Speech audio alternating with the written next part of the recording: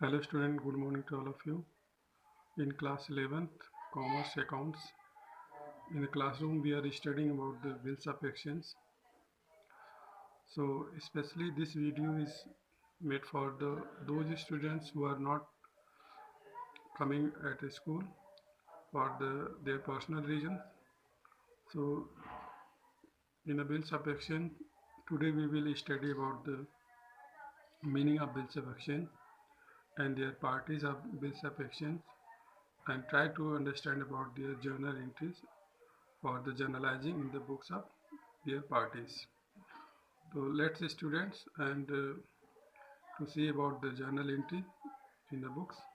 I'm going to see you. Okay. Hello student. Let's see what is the definition of bill of exchange. First of all, I would like to tell about the what is the meaning of the bills of exchange.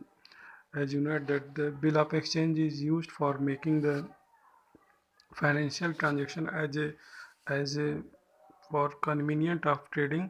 It's created and it is used as a mode of payment.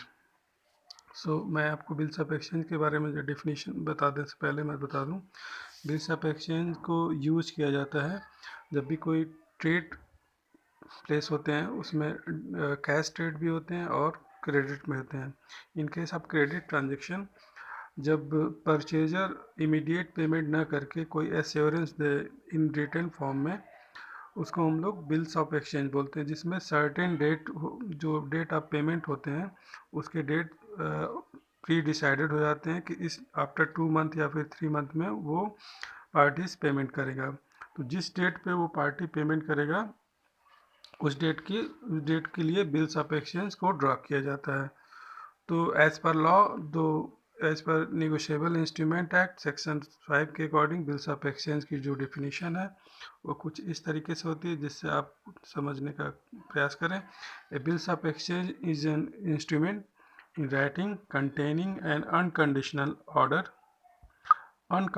order signed by the maker directing a certain person to pay certain sum of money only to or to the order of the certain person or to the bearer of the instrument.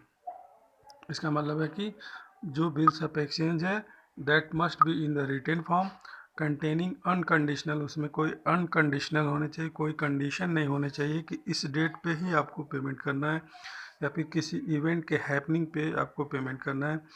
Sign by, it must be sign by the maker, जो उसका जो creator है उसको. अभी हम लोग जब parties, इसके कितने पार्टीज होते हैं उसको जब हम लोग समझेंगे तो मैं बताऊंगा मेकर क्या होता है. तो इसके जो मेकर होते हैं, जो इसको ड्रॉ करता है, उसके साइन होनी चाहिए. डायरेक्टिंग ए सर्टेन पर्सन, किसी एक पर्सन को जो डायरेक्ट करता हो फॉर सर्टेन अमाउंट, जो कि जो ट्रेड प्लेस हुआ हो जिसने अमाउंट के लिए, उतने अमाउंट के लिए वो सर्टेन अमाउंट हो जाएगी.